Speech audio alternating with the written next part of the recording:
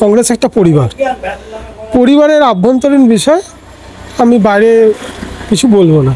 যারা দলের সাথে বেইমানি করেছিল, মুকুল রায়, শুভেন্দু অধিকারী, এদেরকে চিহ্নিত করার কাজটা আমি করেছিলাম। অভিষেকের মন্তব্যে মুকুল পুত্র বলেন, আমার কোনো প্রতিক্রিয়া নেই।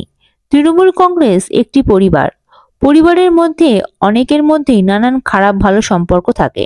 অভিষেক যথেষ্ট সম্মান করেন আমার বাবাকে, তাদের মধ্যে কি হয়েছে সেটা তাদের ব্যাপার, আর এ বিষয়ে বলার আমার এখতিয়ার নেই। দলের মুখপাত্র বলতে পারবেন। এই বিষয়ে আমার কিচ্ছু বলার নেই, যা বলা দলের মুখপাত্র যারা আছেন তারা বলবেন। আমি এইটুকু বললাম যে পুত্র হিসেবে আমি এইটুকু বলতে পারি, বাবা মৃত্যুর সাথে পাঞ্জা লড়ছে, তার অবস্থা খুবই খারাপ, যত দিন যাচ্ছে ডিটোরিয়েট করছে এবং তার সুস্থতা যত তাড়াতাড়ি সম্ভব করার চেষ্টা করছি, কিন্তু জানি না কী হবে, দেখা যাক। এরকম বক্তব্য আগেও অনেক শুনেছি, তো এইটা গায়ে হয়ে গেছে।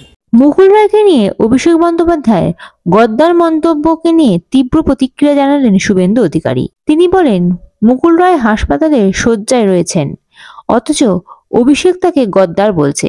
মুকুল রায় তৃণমূলকে ক্ষমতায় আনার জন্য অনেক অবদান রেখেছেন। আমার সঙ্গে তো বিরোধ আছে, সকালবেলা বলছে না শুভেন্দু যেটা শুনছিস ঠিক না, আমি যাচ্ছি না। একটার সময় গিয়ে এই ভাইপোর হাত থেকে, এই কয়লা ভাইপোর হাত থেকে উত্তরীয় নিয়েছে, যে আজকে গদ্দার বলে তাকে বলল। তিনি আজকে হসপিটালে। আর এই শুভ্রাংশুকেও বলি, ওই নেতাজি ইন্ডোরে বসে তা হজম করলো কি করে? আমরা জানি মুকুল রায় নিজে যেতে চায়নি, শুভ্রাংশু নিয়ে গেছে তাকে, বিজেপির এমএলএ তৃণমূলে নিয়ে গেছে ভাইপোর কাছে। এই যে একটা মনুষ্যত্ব রহিত, এই যে রক্ত মাংসের শরীরে গড়া মানুষ নয়, এর চামড়া যে মানুষের চামড়া নয়।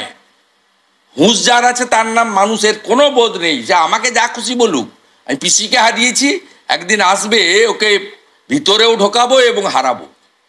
Bureau report, ND Bangla news. সবার আগে সব খবর, সঠিক খবর পেতে ফেসবুক পেজটি ফলো করে এবং ইউটিউব চ্যানেলটি সাবস্ক্রাইব করে রাখুন, আর শেয়ার করতে ভুলবেন না।